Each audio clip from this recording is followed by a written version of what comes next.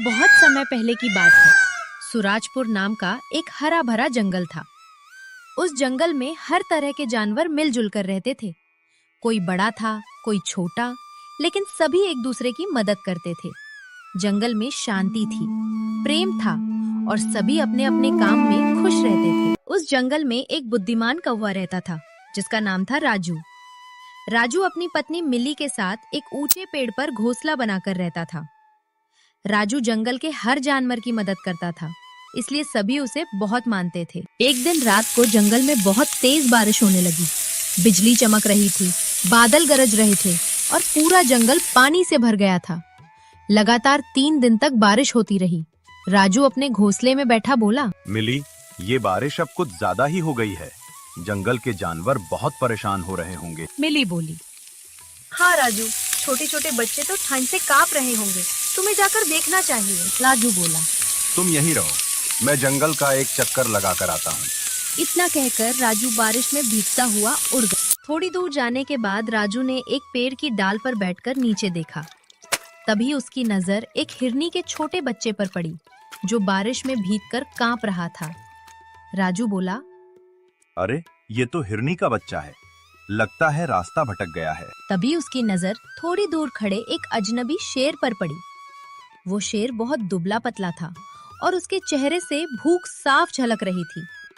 राजू मन ही मन सोचने लगा, ये शेर इस जंगल का नहीं लगता, कहीं ये कोई चाल तो नहीं चल रहा। राजू उड़कर शेर के पास गया और बोला, तुम कौन हो? मैंने तुम्हें पहले कभी इस जंगल में नहीं देखा। शेर बोला, मैं दूसरे जंगल से आया हूँ, बारिश की वजह से यहाँ रुक गया हूँ, बहुत भूखा हूँ। लारू ने ध्यान से उसकी बातें सुनी लेकिन कुछ नहीं कहा। फिर राजू हिरनी के बच्चे के पास गया और बोला, तुम्हारा नाम क्या है? मेरा नाम सोनू है, मैं खेलते खेलते रास्ता भूल गया। राजू ने उसे समझाया और उसकी माँ तक पहुँचाया। हिरनी बहुत खुश हुई और राजू को धन्यवाद दिया। लेकिन उसी रात कुछ अजीब हुआ।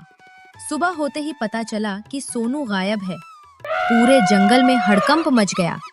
हिरनी रोते रोते बोली, मेरा बच्चा कहीं नहीं मिल रहा। राजू को तुरंत उस भूखे शेर पर शक हुआ। राजू जंगल के राजा शेरराज के पास गया और सारी बात बताई, लेकिन शेरराज ने उसकी बात पर भरोसा नहीं किया। शेरराज गुस्से में बोला, राजू, तुम हमेशा दूसरों पर शक करते हो, वो शेर मासूम है। उसी समय वही भूखा शेर सोनू को लेकर आया और बोला, महाराज, मैंने इसे ढूंढ लिया। सब हैरान रह गए। राजू को जेल में डाल दिया गया। किन सच्चाई यही खत्म नहीं होती। मिली और एक छोटी चिड़िया ने उस शेर पर नजर रखनी शुरू की। उन्हें पता चला कि वो शेर झूठा और बहुत चालाक है। एक दिन उन्होंने खुद शेर को सोनू पर हमला करते हुए देख लिया। चिड़िया तुरंत शेरराज के पास गई और उन्हें सच्चाई दिखाई। शेरराज गुस्से से दहाड़ा और बोला, तूने मेरे भरोसे का गलत फायदा उठाया। शेर ने भागने की कोशिश की लेकिन असफल रहा। राजू को आजाद किया गया। जंगल में फिर से शांति लौट आई।